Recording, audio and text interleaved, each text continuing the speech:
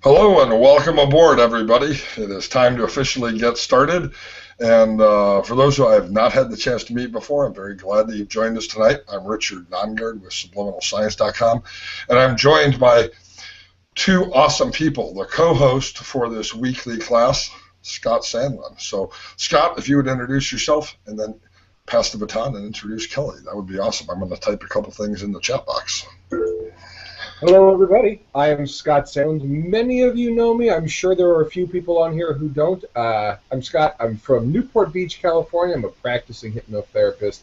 I've known Richard Nongard for a long time, and I'm very excited that we are merging HPTI's Tuesday webinar with ICBCH TV, which has been Sundays for a long time.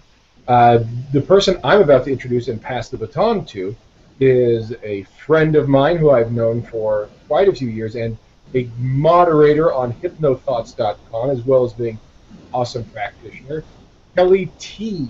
Woods. Kelly, thanks for being our first guest on this joint venture that Richard and I are now doing.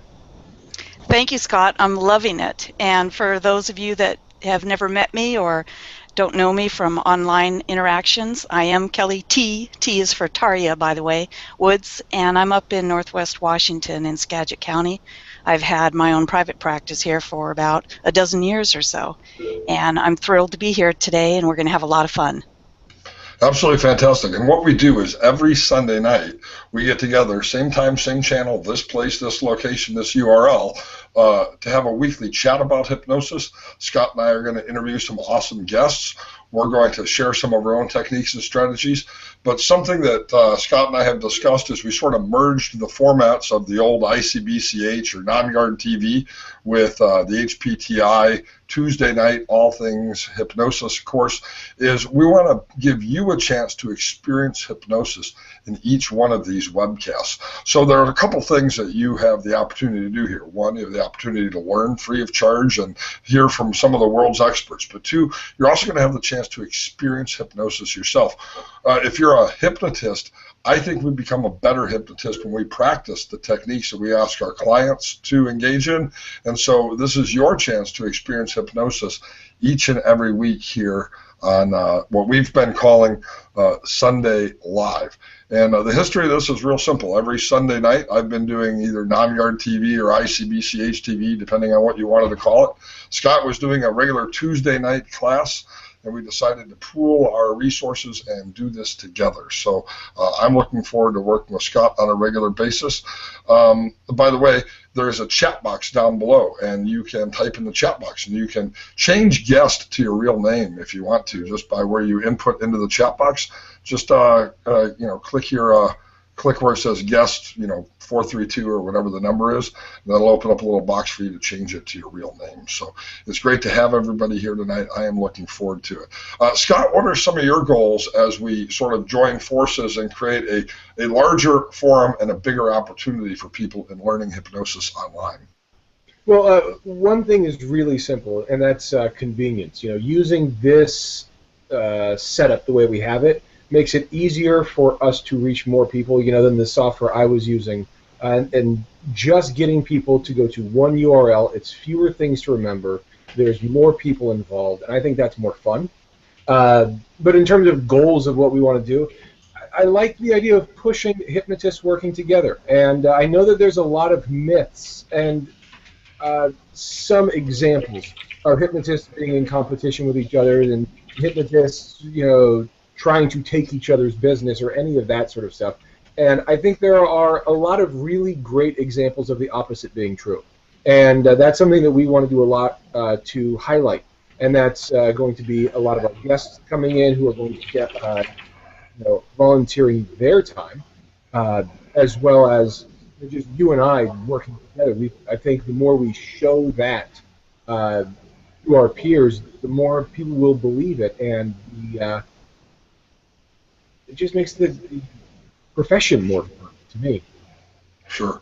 And we have some great people joining us. Over the next couple of weeks, we're going to be interviewing some of the experts from around the world, people who are teaching at HPTI, people who are presenting at HypnoThoughts Live this summer, people who I've taught with in the past, and people who will be at the upcoming IMDHA conference where Scott Sandlin and I will be teaching together. But tonight, we have Kelly Woods, and I had a great honor. I had a great opportunity to teach with Kelly Woods at the Seattle Women's Conference last fall, and that was great. Kelly Woods and I, by the way, are going to be teaching together this year at HypnoThoughts Live, and we're looking forward to that. But every time somebody posts in the ICBCH forum a question about kids and hypnotherapy, I always tag Kelly and say, summoning Kelly, because Kelly has done a lot of work with kids and hypnosis. Now, she's an expert in a lot of different things to talk about, but the reality is she's the go-to person that I use whenever I have questions about kids and hypnosis. And so, Kelly, before Scott and I start rambling too much about what we've been doing or what we plan to be doing, let's get right into the material and talk to you a little bit about working with kids and hypnosis. And let me start with a question that was asked in the ICBCH forum the other day.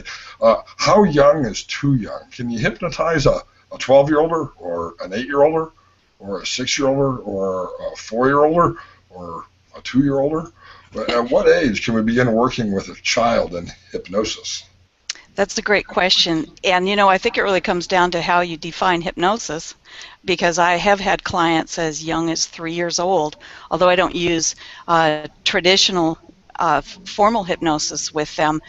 We're entrancing the imagination, and we know that that's key to being hypnotic, no matter what age it is. So I think that if you're up for dealing with those younger minds and perhaps have some insights and experience with younger, 3 to 5-year-olds, then that's certainly possible.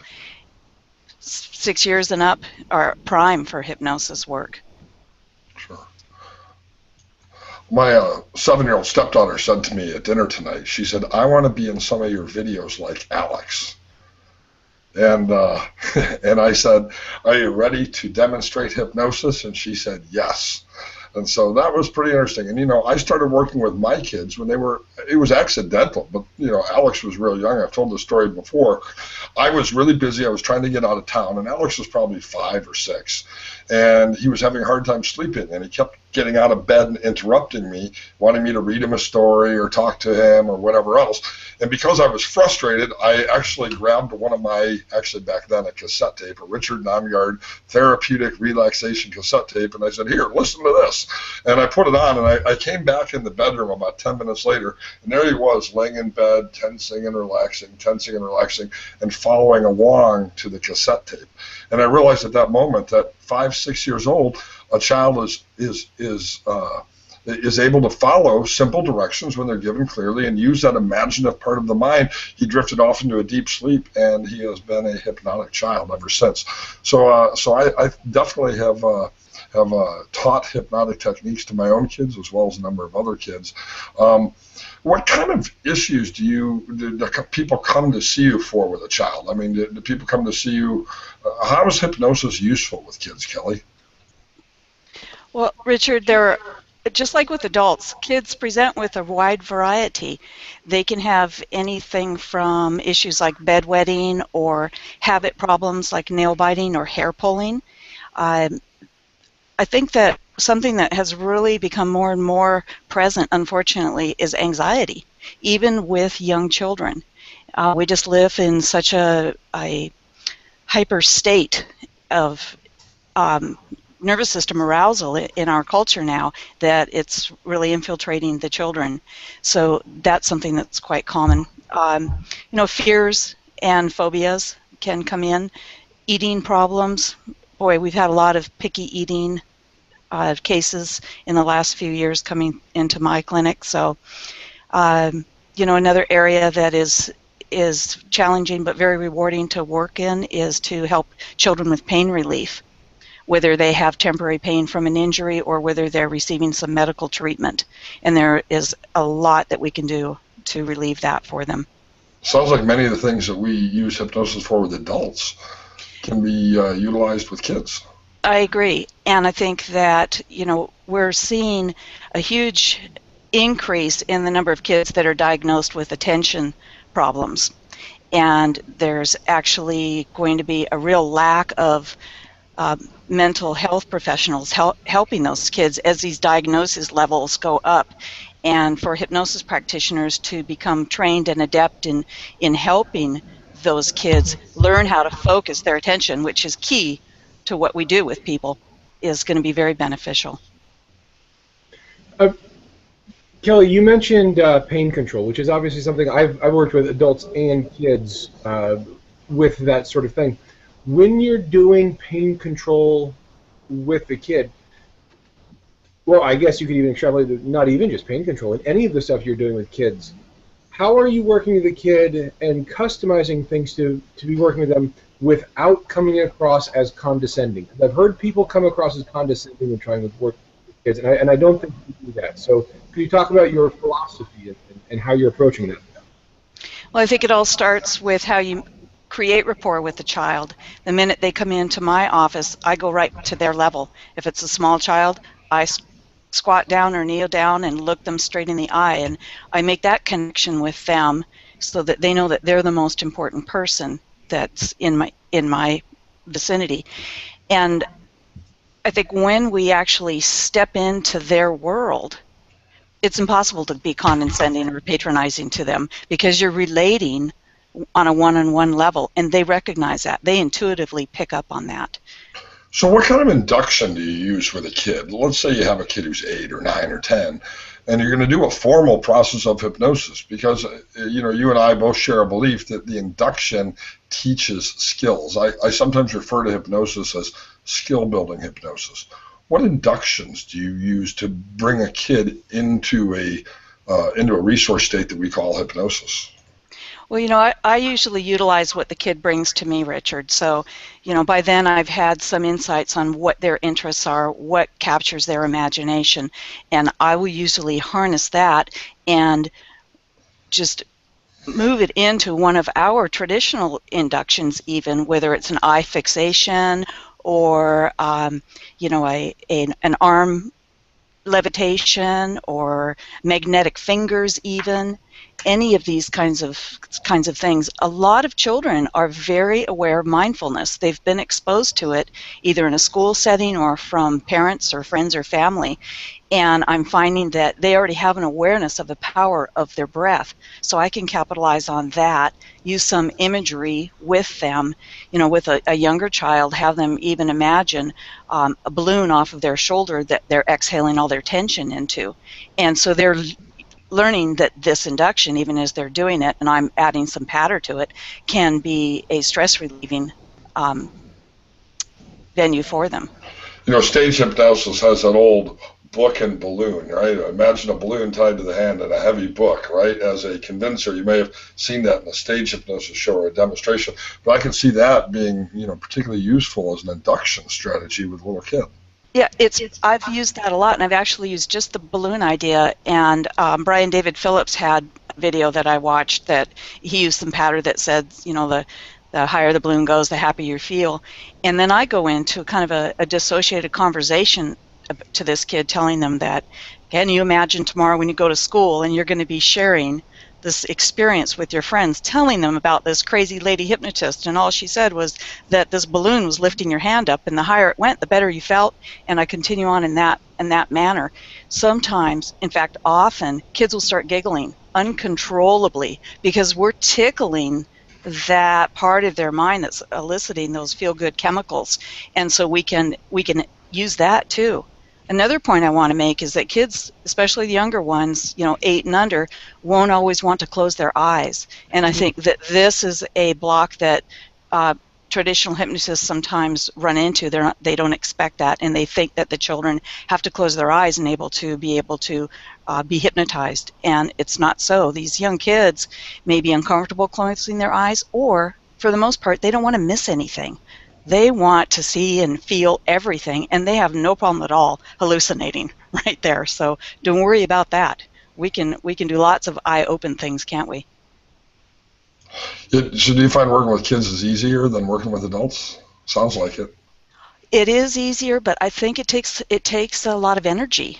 So the energy levels can be high. Um, One hypnotist I just spoke to recently had I think about an 8-year-old in his office, and he said that the kid was really active, kind of bouncing around. And so we have to be used to that. They're not just going to be sitting in our armchair and becoming loose and limp as a noodle that easily. So sometimes if I see there's that excess energy, I'll get up with them and we'll do some jumping jacks or play some happy feet. So to try to get some of the beans out. Kelly, how long are your sessions with a kid relative to your sessions with an adult? Kids typically won't endure as long as an adult will. I mean, my adult sessions can go, easily over an hour and sometimes to 90 minutes, depending on what we're working on. So children, I rarely work a whole hour with them. I'd say it's more, around 45 minutes. But again, that depends on the individual, as always.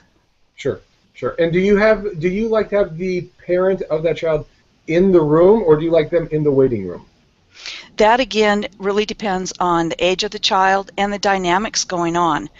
For younger children, that seems to be just fine.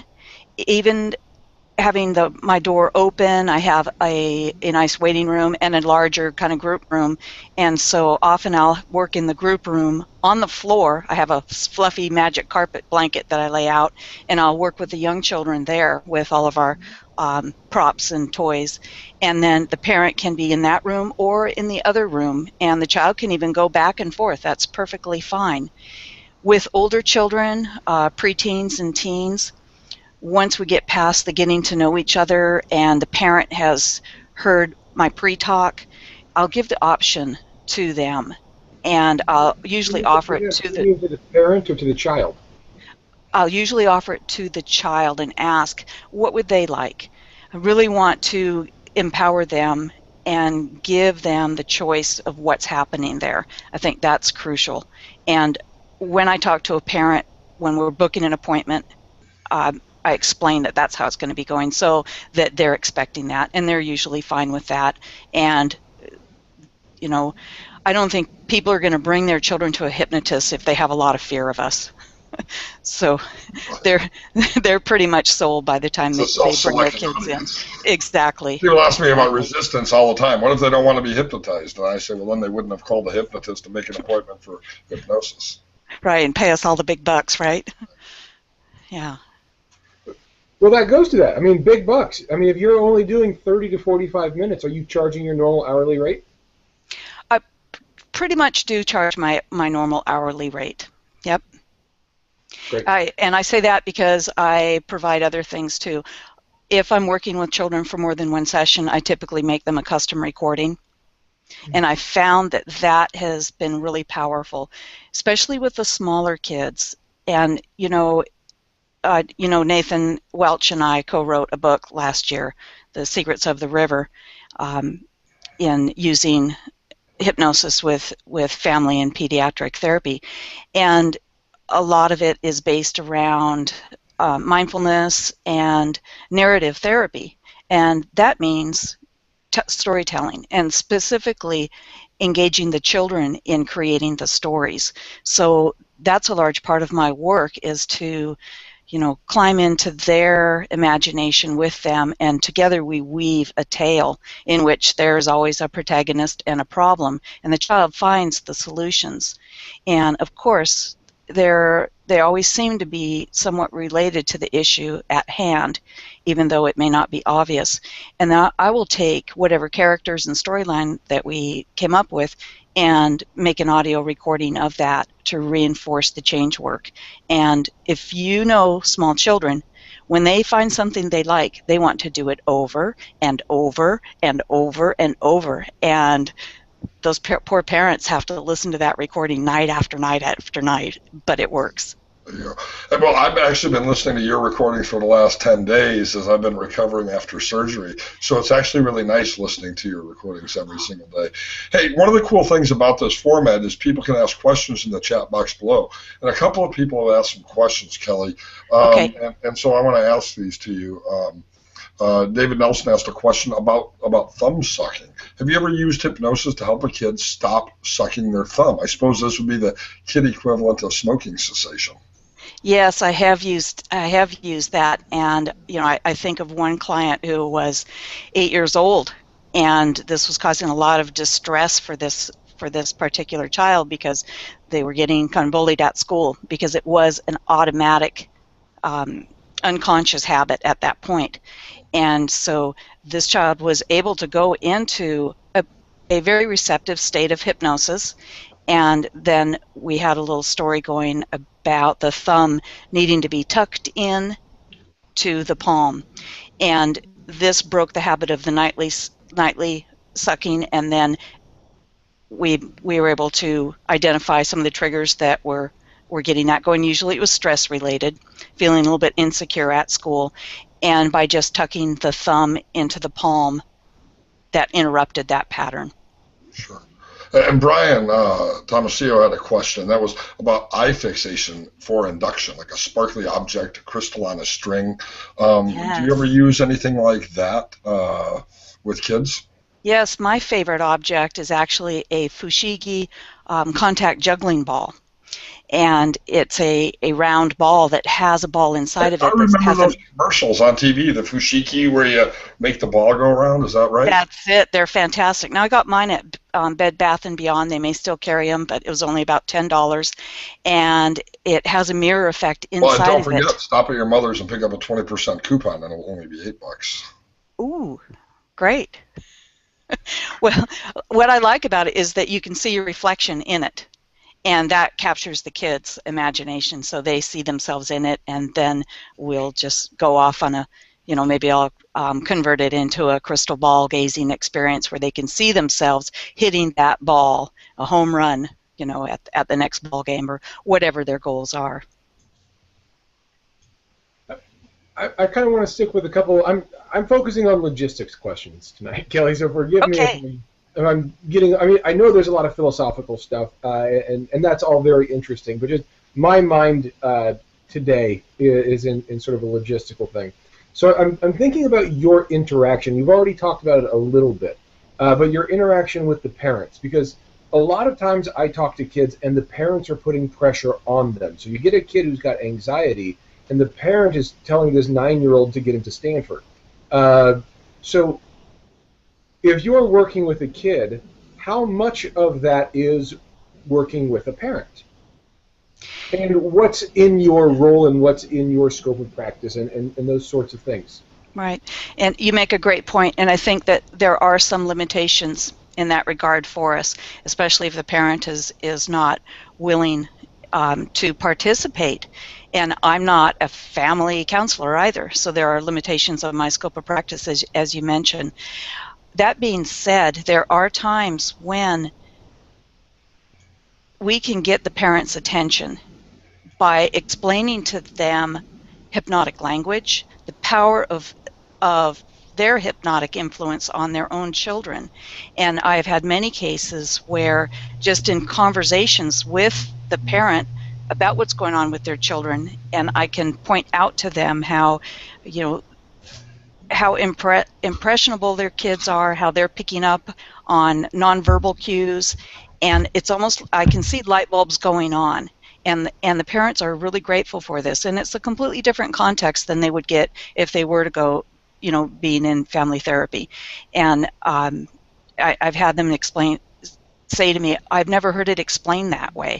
When I'm talking about raising their children's emotional intelligence, for example, describing their emotions as their inner senses, parents are blown away by this because they haven't had any of this kind of education themselves. I've had parents call me for problems. I remember one lady called very upset because her 12-year-old refused to do his homework. By the end of the conversation, she had booked a session for herself, and she had numerous sessions with me. After about the third session, her son magically started doing his homework. I never did meet the boy, by the way. Right. No, that makes perfect sense to me. I've had clients come in and we do some work and they say, oh my gosh, just since I've met you, my kids have stopped fighting. Do you think there's and you're working with a mother on anxiety and stress, and all of a sudden the kids are less stressed, and all of a sudden there's less fighting in the house. I see a real obvious ripple effect there. Sure, we learn and we get conditioned by those people that we're close to. I think one of the ways that we can work in a systemic way is to have experiments and exercises where you suggest that the family do a certain thing for a whole week and then come back and see what the results were, how it affected the child, how it affected the rest of the family. And having those kinds of creative assignments seem to be excellent too. Now, Ben asked a great question here on the in the chat boxes down below. He said, Okay. so when you're working with children, I mean, he said every client is different, but do you usually do fewer sessions, or is it usually more sessions than you would do with an adult, or is it usually about the same number of sessions when you're working with a kid? You know, I think it might be a bit fewer sessions. I've never really thought about that, but just reflecting right now. And it could be because kids don't have the years of history. We also don't have to be priming them. You know, a lot of times when we're working with an adult for anxiety or sleep issues, we've got to spend a session just kind of starting that retraining of the brain and getting them, you know, used to using the techniques that we teach them. Kids just jump right into it. For the most part, all you really have to do is say, you know, let's pretend, or once upon a time, and they're off and running with you. So I think that we can work in a really concentrated way with children because of that. They don't have those objections of the critical factor that adults seem to have. Scott, do you work with kids in your dental practice at all? A ton. No, yes and no. In the Children's Dental Center, I work with a ton because it's a Children's Dental Center. It's not just a clever name. In the other dental office where I work with very few kids. But in the Children's Dental Center, it's not uncommon for me to see somewhere between 15 and 25 kids in a single day. So it's a lot of, you know, group waiting room, work with a bunch of kids, gluing each other's eyes shut, making finger magnets, and they're all playing with each other in a group setting, and then going back and doing one-on-ones in the actual treatment rooms. Sure. Great, and that's such a rewarding area to work in, Scott. You know, if you can prevent kids from having to have anesthesia for dental procedures, wow, that's marvelous. Even more than that, you know, the place where I work when I do the Children's Dental Center, it's in Inglewood, and so it's inner city kids who have only had no or bad dentistry. Oh wow! And so, you know, it's a mouthful of silver teeth, and a kid comes in every time they come in for a checkup, they need to have 2 teeth pulled because they have such poor dental hygiene. So they don't have good dental experiences; they only have bad ones. And so helping them to have a good dental experience is a big important part of it.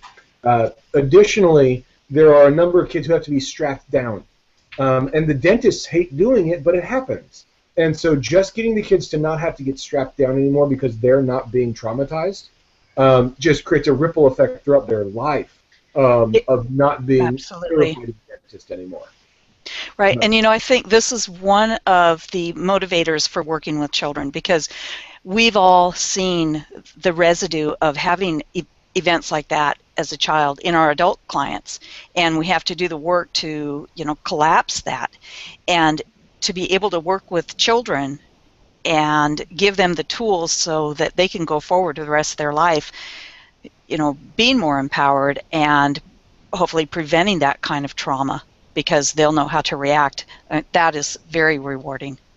Yeah, when I saw that you and Nathan were writing that book together, I mean, I don't remember how long ago it was. When I first heard that the two of you were writing that book, I was so excited because I think both of you guys are just so on point on so many of these things.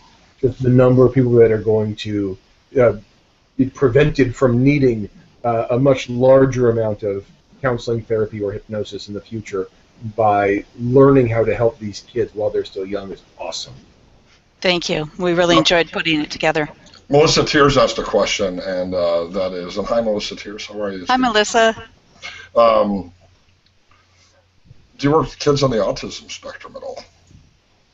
I do a bit. I haven't had too many of them. Nathan definitely does. He has a lot that come into his office because he works with a lot of at-risk kids, and kids that are in crisis, and unfortunately that includes kids on the autism spectrum. I've had some Asperger clients and some on the high end of the spectrum, and they're very receptive to hypnosis. In fact, they have a great ability to focus their attention on specific topics, and our approach is to, of course, jump into their world and ride along that wave of whatever their fascination is. Sure. Now, by the way, that was a great question from Melissa. One of the great places that you can always ask questions when we're not together on Sunday nights is at hypnothoughts.com in the forum. I seem to recall a thread not too long ago on autism. I'm not even sure if that thread related specifically to kids, but it'd be great to have a discussion in the HypnoThoughts forum on the subject of working with kids and hypnosis and autism spectrum. And of course, one of the places where a lot of us also meet and post things is icbchgroup.com over there on Facebook. Every Sunday night, Scott and I are going to be getting together. What we've done here is we've merged ICBCH TV with the Tuesday night HPTI, All Things Considered. And as Scott said, what do you get when you merge those two things together? You get ICBCH HPTI TV, which he thought was too long of a name. So we're calling it Sunday Live, and Scott and I, either together or independently from each other, we'll take turns, swap off. We're going to be meeting with everybody every Sunday night. Just a free chance to learn from the experts, to master some techniques, to gain encouragement. And of course, if you're taking any of the HPTI courses or any of the ICBCH courses and you have a question from any of those courses, you can feel free to ask us, and we're happy to answer those questions here as well. And so that's really what our goal is every Sunday night, and I'm really happy to be able to work with Scott to bring you some of the world's experts in hypnotic techniques to help you do real well. Couple things going on, I think, over the next couple weeks. Scott, what's the next HPTI course that is available? One of them is yours. We've got you and Roy Hunter are both coming up. So we've got Roy Hunter on regression and parts therapy is coming up in the beginning of February, and then I believe you are right after that. Yes, yeah. And if someone is in the chat room that sees the schedule, I don't want to get it wrong. The other thing to mention. People are noticing that this is at thehypnostore.com/Sunday. Some of you might remember the hypnostore.com was something I put together through HypnoThoughts a few years ago, and then we killed it off because it was for a lot of tech reasons. We'll explain how we're going to be using the HypnoStore in the future, but we didn't want to start this with a whole bunch of things for sale, because our primary goal is to have this be about a place for learning.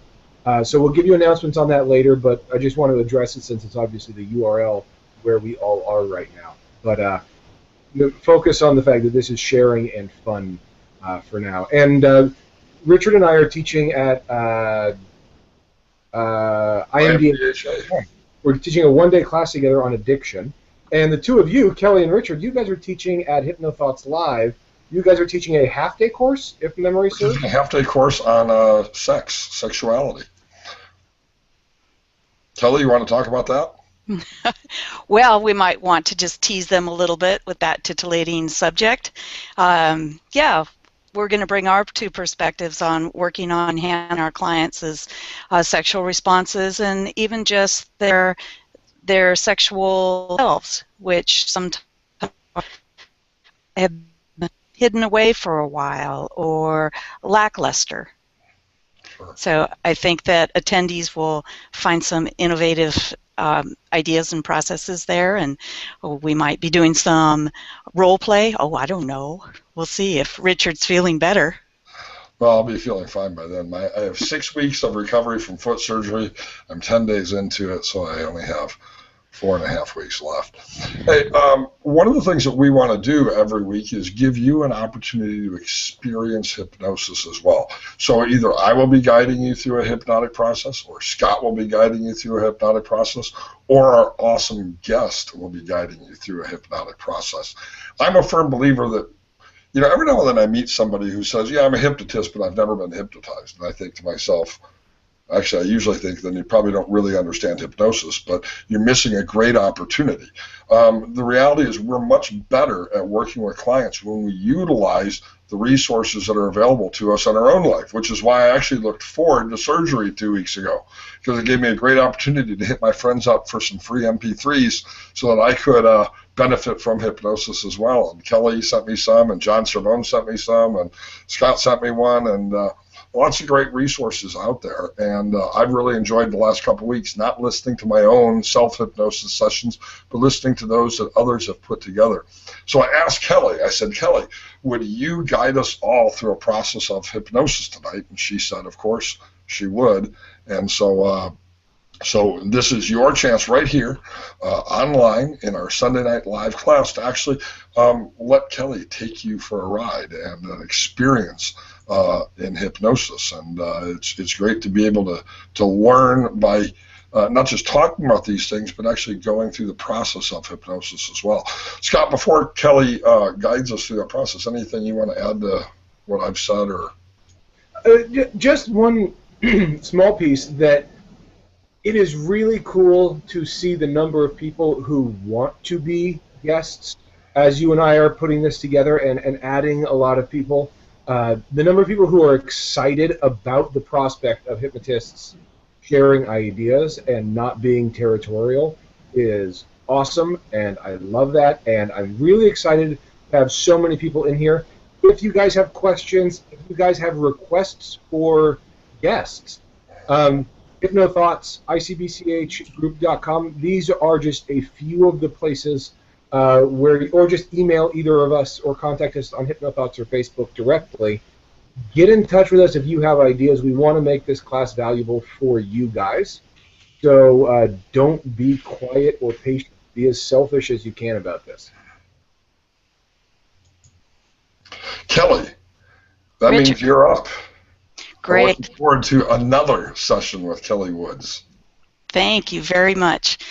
And, Richard, when Richard told me that I would be able to offer you a hypnotic experience here, I was really excited about that because I love hypnosis. I mean, it's my not just my job, but my passion. And, we've been talking about working with children, and I just really want to make the case here to you that one of the most beneficial aspects of working with children is it really lets you as a practitioner get in touch with your own childlike nature. And we don't have a lot of opportunities for that in our day-to-day life. We sometimes have to be going and looking for them or making time for them. But when we're actually being able to do that in our job, it is so enriching, and it's a really great reminder of that brilliant power of our creative imagination. That's where kids live for the most part. So my goal here today with this experience is to get you in touch with that and let you play a little bit with that inner child, and I'm sure you'll enjoy it. So if you would just begin by making yourself comfortable, however you are there, and we can enhance that with our breath, can't we? We can just close our eyes and begin to focus on the breath, just noticing the tone of it, the pace of it, perhaps even the temperature.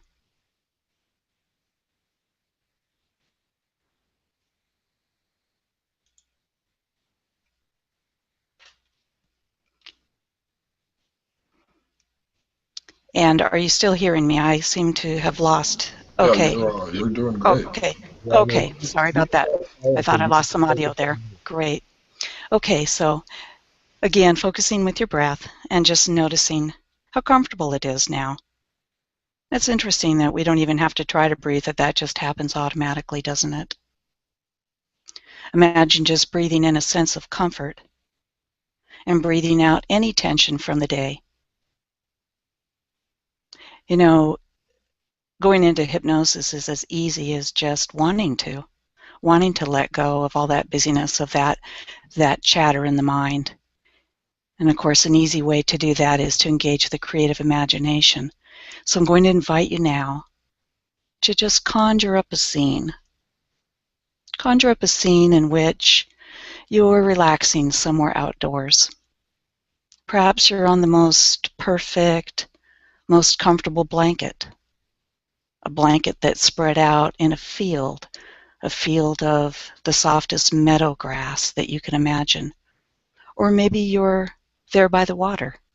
Many people like a beach scene or on a dock somewhere. Maybe a comfortable towel underneath you. There's a soft breeze that keeps your skin at just the right temperature. You can choose. Wherever you are, just feel the open space around you, and you can imagine the sounds in the background. Maybe children playing or people talking. Those sounds that can be turned down low while you pay attention to how comfortable you feel. The comfort that you could experience as you lie back there now.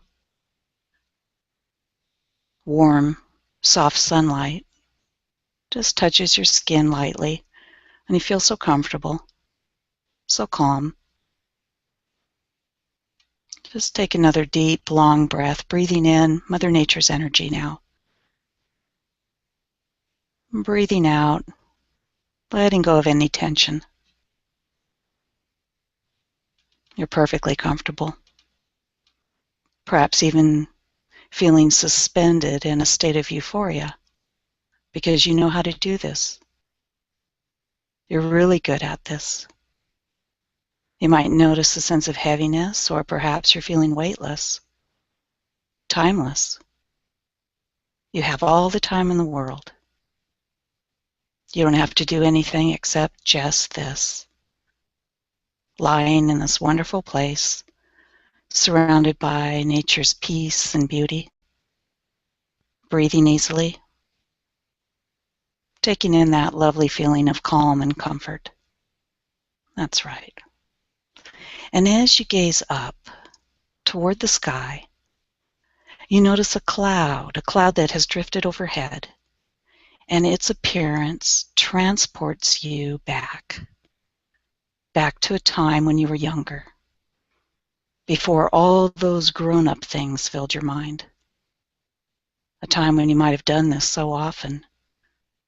Just lie on your back out in nature and daydream, watching the clouds, imagining the shapes as they reveal animals and ships, other fantastical things. And that younger part of you is so delighted to have you back for a while. Enjoy yourself now. Let your imagination spark into that same creative power that you enjoyed when you were younger.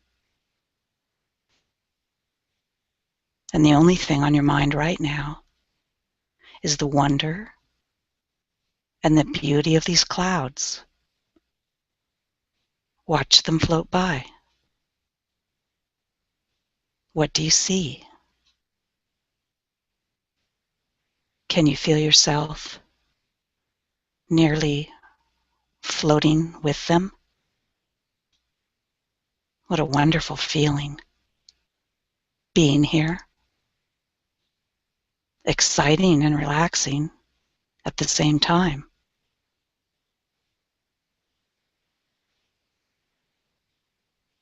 How about that cloud? Isn't it awesome? Do you see something special there? Do you feel it deeply within you? The meaning of that cloud, the message it's sending to you, becomes clear. Special. Important. And you take it in. You memorize it with gratitude, knowing that whenever you wish, you can bring this thought, this idea, to mind and body, keeping it permanently within you.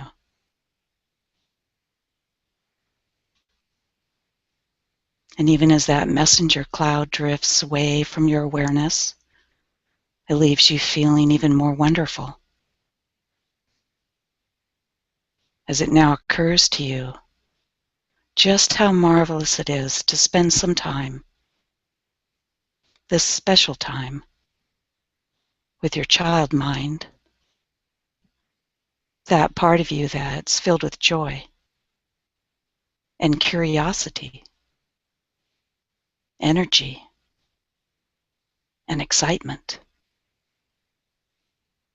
And from this moment on, from this very breath, you can get in touch with that part of you simply by thinking of this experience or by looking at clouds in the sky, in your mind. And you smile inwardly and outwardly as you embrace feeling younger, more joyful, revitalized, renewed. And that's a feeling that stays with you now and in the days and the weeks to come. That's right. And when you're ready, you can begin to bring yourself back to full waking awareness, opening your eyes and taking a nice, deep, refreshing breath. And I thank you for joining me on that hypnotic adventure. That was awesome, Kelly. Thank you very much. You're welcome. You had us memorize with gratitude. That is an awesome phrase. Thank you. Yeah, I think we have so many opportunities to drop gems into our world.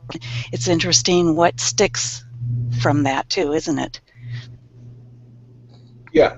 To me, really just because we all, we get to talk to so many hypnotists, which is such a cool thing that didn't used to be the case, and get to be exposed to each other's work like Richard is in the last 10 days listening to yours and mine and a bunch of other people's stuff.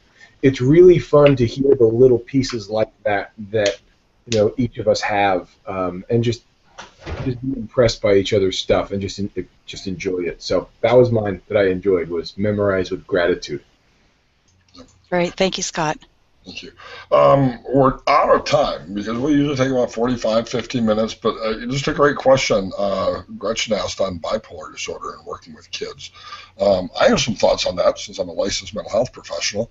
And one is it's outside of the scope of our practice to be treating bipolar disorder. But that does not mean that children who have been diagnosed and are in the care of somebody else for a mental health disorder can't learn from us. And teaching skills rather than providing treatment is something I think that is appropriate, both on the depression side of things as well as on the manic side of things. Kelly, any thoughts or experience with that in your work? I totally agree with you, Richard, and I think working as part of a team is the right approach for any time that we have children that have any of those kinds of diagnoses. Sure. So I make sure that I am working with their counselor or psychiatric provider, and I have had some cases where, especially in the area of depression, but we always have something new to bring to them and a new insight, and the most important thing is that we cloak it all in fun. And when the children arrive in our offices, they're expecting a whole different experience than they have had with other medical and mental health professionals. And I think that's the magic of hypnosis, and we want to make sure that we utilize that.